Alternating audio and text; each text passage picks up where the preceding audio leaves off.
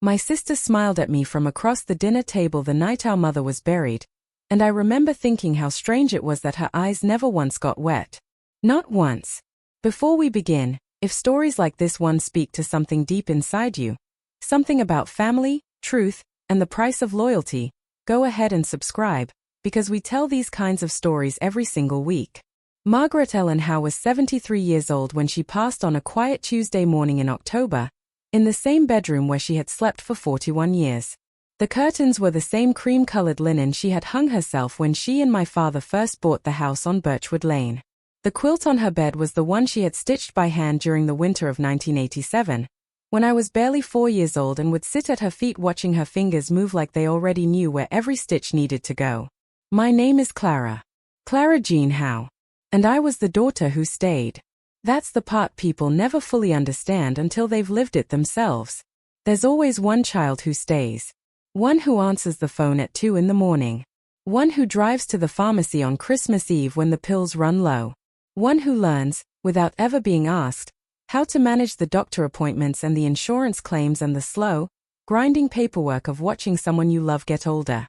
I was that person for my mother for 11 years. My sister Diana was not. Diana Howe, Diana Price, after her marriage to a man named Gerald who sold commercial real estate and wore too much cologne, had moved to Scottsdale, Arizona, when she was 28 years old and had more or less treated our mother's house on Birchwood Lane like a place she occasionally remembered existed. She called on birthdays, sometimes. She sent flowers on Mother's Day, always a few days late. She visited maybe twice in the last 5 years, and both times she stayed at a hotel because she said the house gave her allergies. She said that once, right in front of our mother. Allergies. Mom didn't say anything. She just smiled the way she always did when something hurt her, small and quiet and tucked carefully behind her eyes where she thought no one could see it. I saw it. I always saw it. The morning Mom passed, I was the one holding her hand. I had slept in the armchair beside her bed for the last 9 days, waking every few hours to check on her breathing, to adjust the blanket, to just be there. Because she had been there for me every single day of my life, and I was not going to let her leave this world without someone who loved her sitting close enough to feel it. She went peacefully. That's the truth. Her breathing slowed, and then it simply stopped, and the room was very quiet, and I sat there for a long time before I called anyone. When I finally called Diana, she was in the middle of a brunch. I could hear the sound of dishes and conversation in the background when she answered, and she said, "Oh God, Clara, already?" Like our mother's death was an inconvenience she'd been anticipating but hoping to postpone just a little longer. She flew in 2 days later for the funeral. Gerald came with her, wearing a gray suit that probably cost more than my monthly salary. They stayed at the Marriott downtown. The funeral was small and dignified, just the way Mom had wanted. A few neighbors. A few women from her church. The pastor who had known her for 30 years and cried, genuinely cried, when he spoke about her. I held myself together through the service by focusing on the flowers, white lilies, her favorites, and telling myself I could fall apart later, in private, the way Mom herself always had. It was at the dinner afterward, at the house on Birchwood Lane, that I first noticed something was different about Diana. She wasn't grieving. She was watching. There's a difference, and once you see it, you can't unsee it. Grieving people look inward. Their eyes go soft and unfocused. They lose track of conversations and stare at things that aren't there. Diana's eyes were sharp and moving, cataloging the room, the furniture, the shelves, the framed photographs, the old writing desk in the corner of the living room where Mom used to pay her bills. She moved through the house like someone doing inventory. I told myself I was imagining it. I was exhausted. I hadn't slept properly in weeks. My nerves were raw and my mind was playing tricks, projecting things onto my sister's face that weren't there.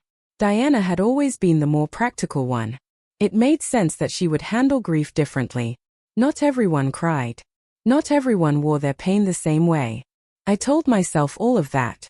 I even believed it, for a little while. Gerald cornered me in the kitchen while I was cutting more bread, and he put his hand on my shoulder with the particular brand of manufactured sympathy that salespeople are trained to deploy, and he said, "Clara, you've been carrying so much. You really have. It's going to be such a relief for you to finally have some space to breathe." I didn't know what he meant by that. I thought he meant the caregiving. The years of it. The wait. I thanked him and went back to the living room. 3 days later, I found out what he really meant. Mom's attorney, a man named Robert Calloway who had handled her affairs for over 20 years, called me on a Thursday morning and asked if I could come to his office the following Monday for the reading of the will. He mentioned, almost as an aside, that Diana had already been in touch with him. Already. Mom had been in the ground for less than a week. I sat down on the kitchen floor after I hung up the phone, right there on the black and white checkered tile she had picked out in 1982, and I felt something cold settle into my chest. Not grief, exactly. Something sharper than grief. Something that felt like the first faint tremor before an earthquake. I didn't know yet what I was about to find out, but I knew, somewhere in the oldest and most animal part of me, that something was wrong. The weekend before the will reading, Diana came over to the house alone, without Gerald. She brought coffee from the shop on Fifth, which she knew I liked, and she sat across from me at the kitchen table with her hands wrapped around her cup and her expression arranged into something careful and practiced. "Clara," she said, "I want to talk to you before Monday." "Okay," I said. She looked down at her coffee for a moment. "I know you've given a lot of these past years. I know you were here in a way that I wasn't.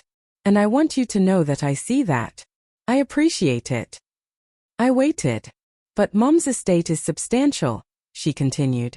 "The house alone, in this market, it could sell for over $400,000. And there's the savings, and the investment account she and Dad built together. I just want to make sure we're both realistic about what's fair." "What's fair?" I repeated. "An equal split," Diana said. "Down the middle. 50-50. The way Mom would have wanted, regardless of," she paused, and something flickered across her face, "circumstances." I looked at my sister across our mother's kitchen table and I thought about 11 years. I thought about the nights. I thought about the medications and the hospitals and the one terrible winter when Mom had pneumonia and I slept on her floor for 3 weeks because I was afraid to leave her alone. I thought about the job I had turned down in Seattle because it would have meant leaving. I thought about every holiday, every birthday, every ordinary Tuesday afternoon when our mother had needed someone and I had been there, and Diana had been in Scottsdale. "We'll see what the will says," I told her. Something tightened in Diana's jaw. "Right," she said. "Of course." She left an hour later, and I stood at the window and watched her rental car back out of the driveway, and I couldn't shake the feeling that this was only the beginning. I was right. The office of Robert Calloway, attorney at law, was exactly what you would expect from a man who had been practicing in the same building for 37 years. Dark wood paneling, framed diplomas, a large desk that had seen decades of difficult conversations, a window that looked out onto a parking lot but had a good quality of light, the kind that feels neutral and honest, like a courtroom. Diana and Gerald were already seated when I arrived. Diana had dressed for the occasion in a charcoal blazer and her hair was pulled back in the kind of effortless chignon that takes 40 minutes to achieve. Gerald had his hands folded on one knee and his expression set to professional neutral. I sat down in the chair on the opposite side and put my hands in my lap and waited. Robert Calloway came in carrying a folder and a pair of reading glasses, and he shook hands with all three of us, and he sat down, and he opened the folder without any particular ceremony, and he began to read. What he read was not what Diana expected. I know this because I watched her face change. Our mother's will was not simple. It was not the standard document that divides assets into equal portions and calls it done. Margaret Ellen Howe had thought about this for a long time, and she had made choices, and those choices were reflected in what Robert Calloway read aloud on that Monday morning in October. The house on Birchwood Lane, the house Diana had called allergy-inducing, the house where our mother had lived for 41 years, the house I had been managing and maintaining and paying the property taxes on for the better part of a decade, was left to me. Solely to me. The primary savings account, valued at approximately $87,000, was also left to me. Diana was left the contents of a specific safety deposit box at First Community Bank, the value of which was not listed in the will itself, and a personal letter from our mother, sealed, marked with Diana's name in Mom's handwriting. Gerald made a sound that wasn't quite a word. Diana's face went white, then pink, Then something that I can only describe as composed in the way that a wall is composed, solid on the surface and under tremendous pressure beneath. Is this the most recent version of the will? Diana asked. Her voice was very controlled. It is, Robert Calloway said. Your mother revised it approximately 14 months ago. She was of sound mind and full capacity. The revision was witnessed and notarized. 14 months ago, Diana repeated. That's correct. Diana turned to look at me, and whatever she was feeling in that moment was too large for her careful face to contain all of it. A portion escaped, something raw and disbelieving and furious, before she pressed it back down behind her professional expression. Clara, she said quietly. I didn't know, I said. And that was the truth. I had not known. Mom had never mentioned it. She had never discussed it with me in those terms, never sat me down and explained what she had decided. She had simply gone to Robert Calloway's office 14 months before she died and made her wishes known, quietly and privately and with the full weight of her own judgment. Right, Diana said again. She stood up. She took the sealed envelope with her name on it and the information about the safety deposit box. She thanked Robert Calloway with a courtesy that was so perfect it was almost frightening. She walked to the door. She turned around once and looked at me, just for a second, and then she left. Gerald followed her out without looking at me at all. I sat in that office for a few more minutes, going over some additional paperwork with Mr. Calloway, and when I finally walked out into the parking lot the rental car was gone. I stood in the thin October sunlight and I breathed, and I thought about my mother, and I thought about the years, and I didn't know whether to cry or to feel something that might, eventually, if I let myself, be called relief. I cried on the drive home. Big, ugly, uncontrolled crying. The kind I had been holding back for weeks. Grief and exhaustion and something else I couldn't quite name. Something that had to do with being seen. With my mother, even from wherever she had gone, having seen me. That should have been the end of it. But Diana was not done. The first sign came 4 days later in the form of a phone call from a number I didn't recognize. When I answered, it was a man who identified himself as an attorney representing my sister. He informed me, in the careful language of legal professionals, that Diana Price intended to contest our mother's will on the grounds of undue influence and questioned capacity. Undue influence. As if I had somehow manipulated a 73-year-old woman who had raised 2 children alone after our father died, who had managed her own finances for decades, who had revised her own will with full awareness of what she was doing, into leaving the bulk of her estate to the daughter who had actually been there. I hung up the phone and sat very still for a very long time. Then I called Robert Calloway. He was not surprised. He told me that will contests were not uncommon in situations like this, that the burden of proof would be on Diana to demonstrate either that our mother lacked capacity or that I had exerted undue influence over her decisions, and that given the documentation surrounding the revision, including notes from Mom's physician at the time confirming her cognitive soundness, he believed the contest was unlikely to succeed. Unlikely. Not impossible. Unlikely. That word lived in my chest like a splinter for the next several weeks. Because Diana did not stop at the legal challenge. That was only the beginning of what I would later come to understand was a coordinated campaign. The kind that only happens when someone has had time to plan. She began calling people. Neighbors, old friends of our mother's, women from the church. I don't know exactly what she said to them, but the calls I started receiving told me enough. People who had known me my whole life suddenly had questions in their voices. One woman, Mrs. Patterson, who had lived 3 doors down for 30 years, called me to say, carefully, that she had heard some concerning things and she hoped everything was all right. A man named Harold, who had been my father's old golf partner, left a voicemail saying he was praying for our family and that he hoped the truth would come out. The truth. As if the truth were something unclear. As if it were in dispute. Diana was telling people I had manipulated our mother. That I had isolated her. That the reason she didn't visit more was because I had made her feel unwelcome. She was constructing a story, a complete, detailed, internally consistent story, in which I was the villain and she was the distant but well-meaning daughter who had been kept away from her own mother by a controlling sister. It was so precisely the opposite of reality that it almost took my breath away. Almost. Because this is the thing about being the one who stays. You're there. You're visible. Every moment of those 11 years was witnessed by someone. Doctors, nurses, neighbors, the pharmacist who knew Mom's prescriptions by heart. The truth about what had actually happened during those years was not a story. It was a record. I just didn't know yet that I had the evidence to prove it. November came in cold and gray, the way Novembers do in the Midwest, and the house on Birchwood Lane felt very large and very quiet with just me in it. I had been living there full-time for the past 3 years, ever since Mom's mobility had declined to the point where she needed someone nearby at night. Before that I had been commuting from my apartment 20 minutes away, coming every morning and most evenings, but eventually it just made more sense to stay. I gave up my lease and moved into my old childhood bedroom and told myself it was temporary. Then the years went by the way years do when you're busy living them, and temporary became something else entirely.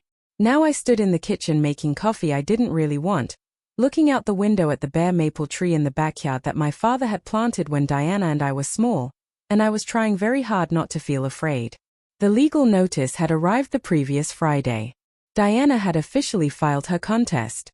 The document was dense with language I only partially understood, but the heart of it was clear enough. She was claiming that over a period of years I had systematically isolated our mother from other family members, had exercised undue influence over her financial decisions, and had taken advantage of a woman whose cognitive state had been declining to secure a disproportionate inheritance for myself. A woman whose cognitive state had been declining. My mother had been sharp as a tack until the very last few months of her life.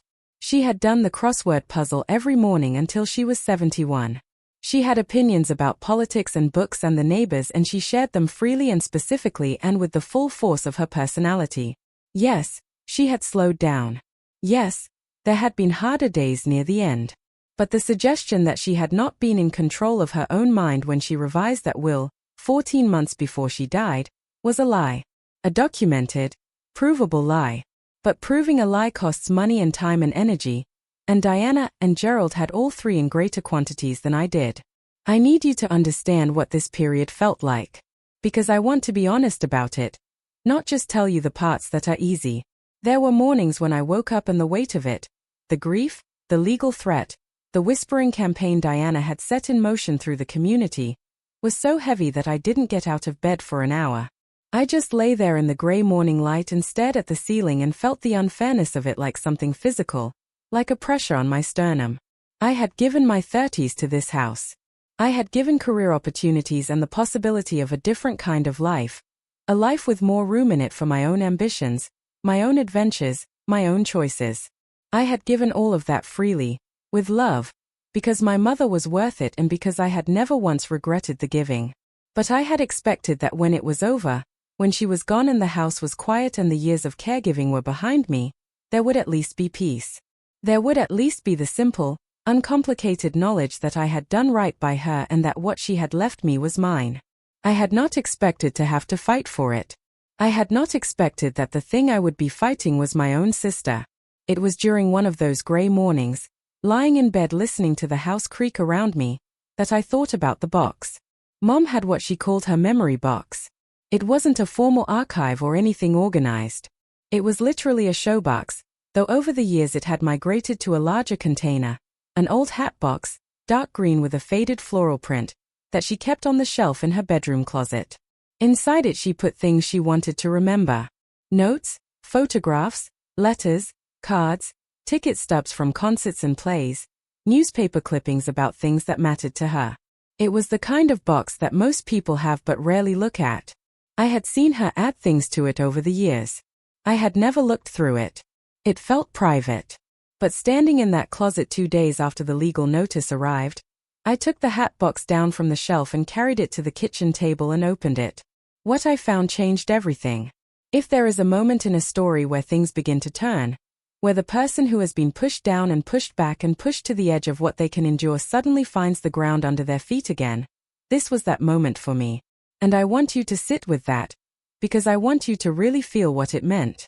If this story is hitting you somewhere real, if you know what it's like to be the one who gives everything and still has to fight to be believed, drop a comment and tell us your story, because you are not alone in this, not even close. Inside that hat box, I found 11 years' worth of our mother's private record of her own life. There were notes she had written to herself, Little paper reminders of things she wanted to remember, things she wanted to say, things she noticed. There were cards I had given her, and there were also cards Diana had not given her. Years of birthdays marked on a little pocket calendar where Mom had written in pencil whether Diana had called. Most of those squares were empty. There were photographs, me with Mom at the kitchen table, me in the garden, me at the hospital after one of her procedures, me on Christmas morning every year, and conspicuously, heartbreakingly, almost no photographs with Diana that weren't from 15 or more years ago. And there were letters. Letters our mother had written but never sent. Letters addressed to Diana. I read them slowly, at the kitchen table, in the thin November light. And by the time I reached the third one I was crying in a way that had nothing to do with grief and everything to do with recognition. Because those letters told the story of a woman who had felt the absence of one daughter deeply, clearly, painfully, and had chosen never to say so out loud. They were not angry letters. They were not accusatory. They were simply honest in the way that private writing is honest, the way we allow ourselves to be true when we think no one is reading. In one of the letters, written 2 years before she died, Mom had written about her decision to revise her will. She had explained her reasoning to a Diana who would never read these words, or so she thought. She had written that she understood Diana had her own life, her own choices, and that she harbored no bitterness.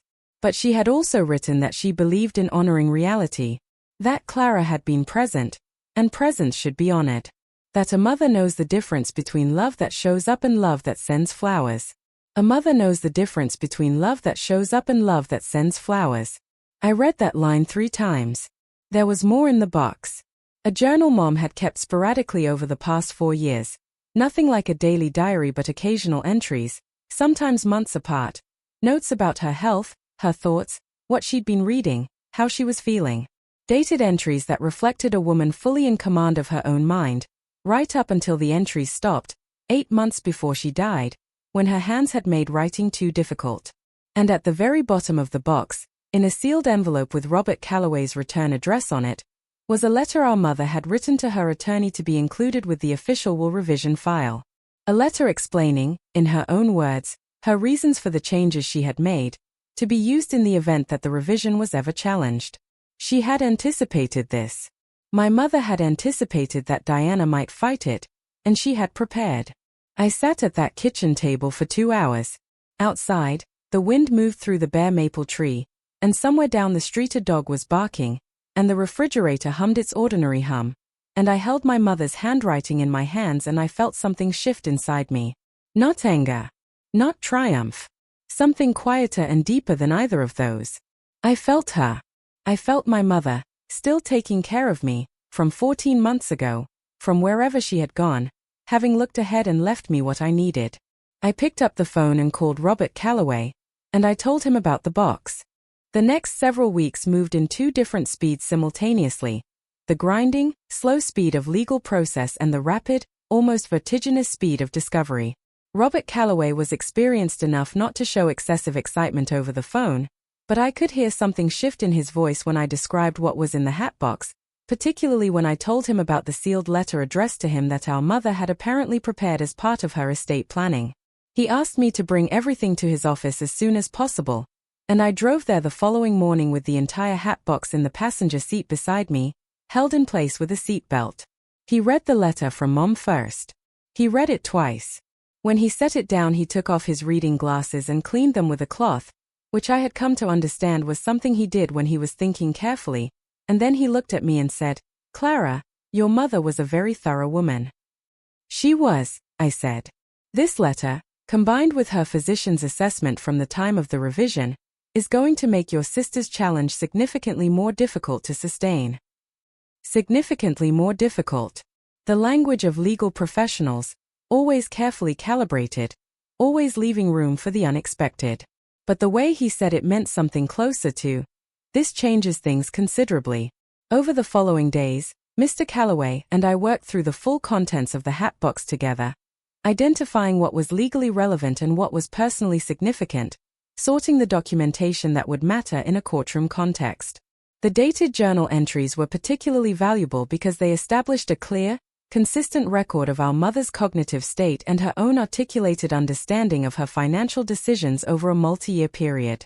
The pocket calendar with the marked birthdays, small and humble as it was, told a silent and irrefutable story about the pattern of contact between our mother and each of her daughters. I won't pretend the legal process was quick or clean, because it wasn't. These things rarely are. Diana's attorney filed responses. There were motions and counter-motions. There were depositions, which were the most uncomfortable thing I have ever experienced, sitting in a formal conference room answering questions from a lawyer whose entire job was to construct a narrative in which I was a manipulative and opportunistic person, while knowing that the truth was both simpler and more damning for the person asking. During my deposition, I was asked about specific incidents, times I had allegedly discouraged our mother from inviting Diana to visit, times I had allegedly spoken negatively about Diana in our mother's presence, times I had allegedly redirected our mother's financial decisions. Each question was framed around a false premise, and I answered each one quietly and directly and factually, because the truth doesn't require performance. The truth just requires accuracy. Diana's deposition was a different matter. I wasn't present for it. Parties generally aren't present for each other's depositions, but Mr. Calloway told me afterward, in his measured way, that it had been illuminating. What he meant, I gathered, was that Diana had been asked to account for her own presence and absence in our mother's life in very concrete terms, and that accounting had not been easy to construct into something favorable.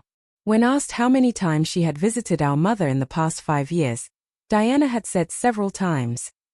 When pressed for specifics, the number had eventually settled at twice. When asked whether she had been present during any of our mother's significant medical events in the past decade, the answer was no.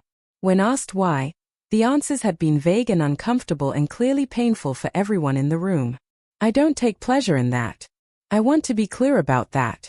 Whatever Diana had failed to be, she was still my sister, and whatever complicated reckoning she was having with the truth of those years was not something I wanted to watch. I had enough grief of my own.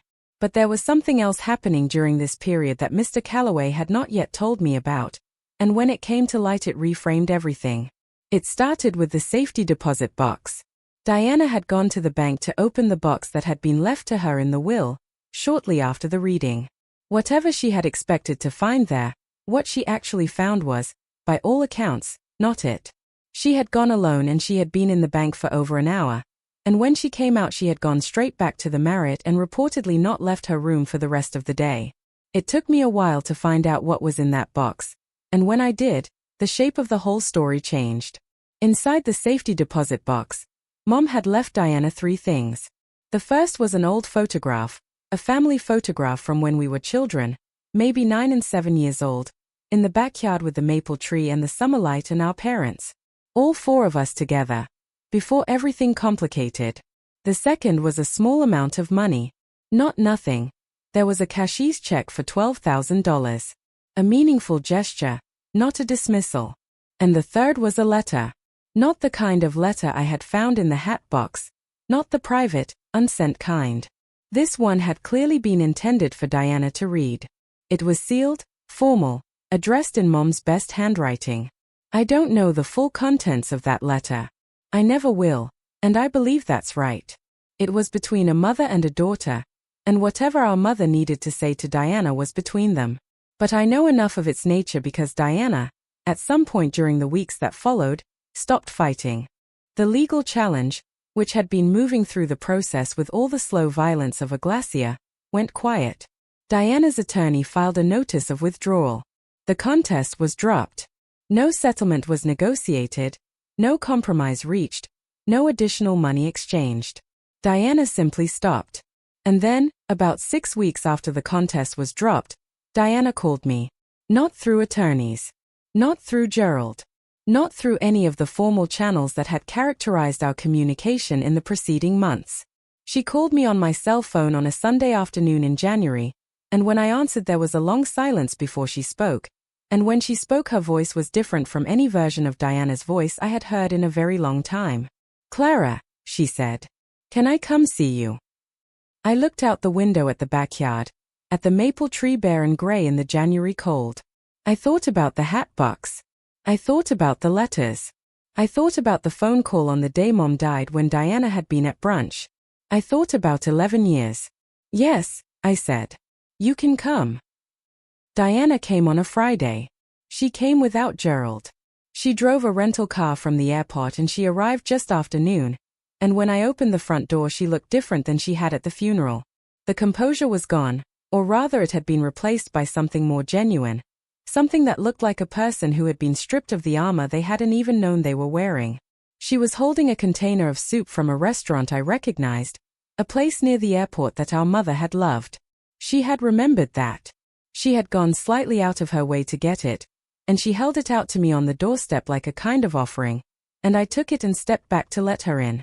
We sat at the kitchen table, the same kitchen table where so many things had already happened, and we ate the soup, and for the first 20 minutes we talked about small things. The drive. The weather. A crack in the ceiling above the back hallway that needed to be patched. The ordinary language of two people trying to find their footing with each other before they step onto the difficult ground. Then Diana set down her spoon and looked at me and said, Mom told me things in that letter that I didn't know. Things about herself. About what those years were like for her. She stopped. Things I should have known. I waited. She wasn't angry with me, Diana said, and something in her voice cracked on the last word. That was almost the hardest part. She just explained.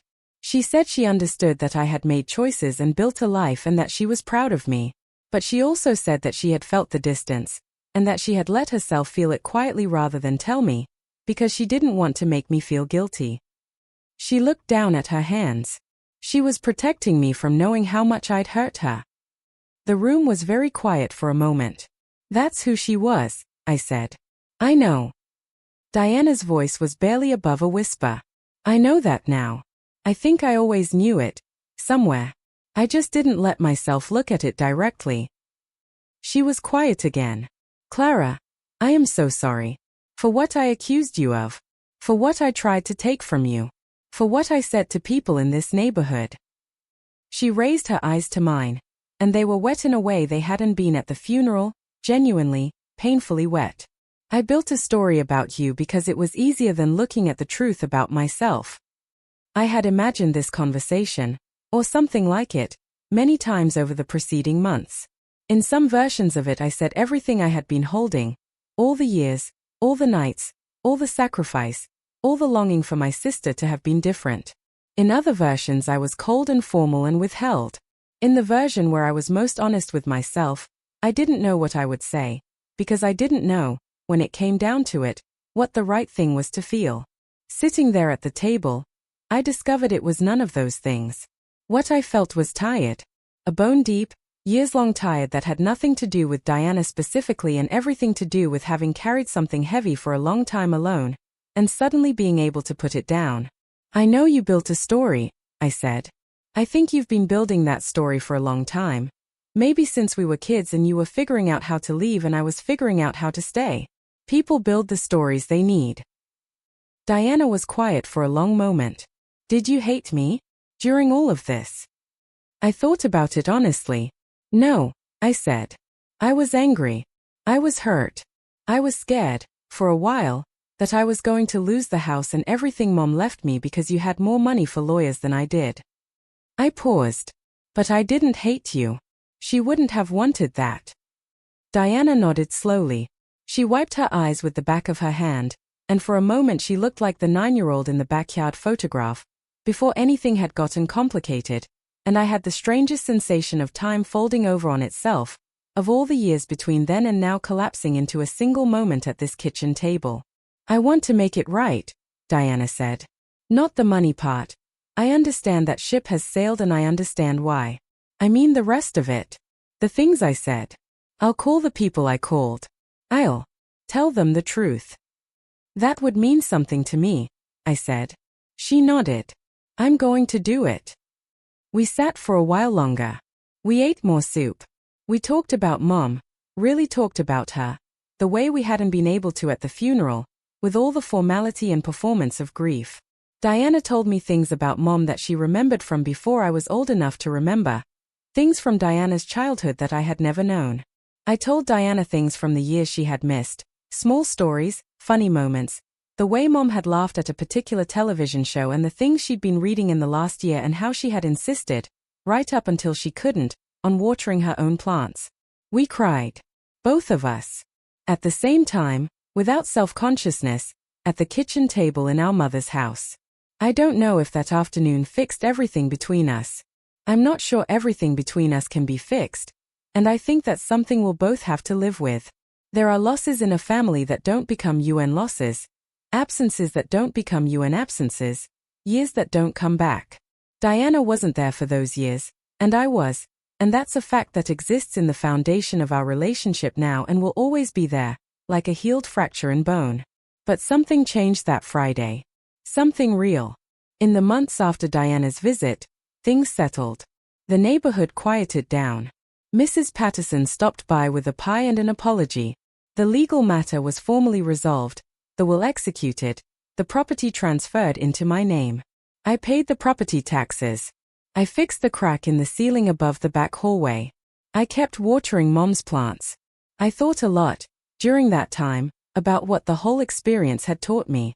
Not the lesson about family, though that was there. Not the lesson about legal preparedness or the importance of documentation, though those were there too. The lesson that stayed with me most deeply was about my mother, about the kind of quiet, unannounced wisdom that she had practiced her entire life without ever making a production of it. She had seen clearly. She had always seen clearly. She had seen Diana's distance and she had felt it without being destroyed by it. She had seen my presence and she had honored it without turning it into a transaction. She had looked at the reality of her family and she had made her peace with it, and then she had planned carefully and left behind exactly what each of her daughters needed, not just in material terms, but in terms of truth. She left Diana a letter that finally said what Diana needed to hear. She left me a house that said you were seen. The most powerful forms of justice, I've come to believe, don't look like courtroom victories. They look like truth, quietly and carefully preserved, surviving long enough to speak for itself. The maple tree in the backyard put out its first leaves that April. I stood at the kitchen window and watched them come in, small and vivid and impossibly green after the long gray winter, and I thought about my father planting that tree when Diana and I were small, and I thought about my mother watching it grow for 40 years from this same window. Some things survive. Some things keep going. I'm still in the house on Birchwood Lane. Mom's plants are still alive. And by the way, where are you watching this story from? Let us know in the comments, because it's amazing to see how far these stories travel around the world. And if this story moved you, give it a like and subscribe, because stories like this one, about truth and love and the people who show up, are what we're here to tell.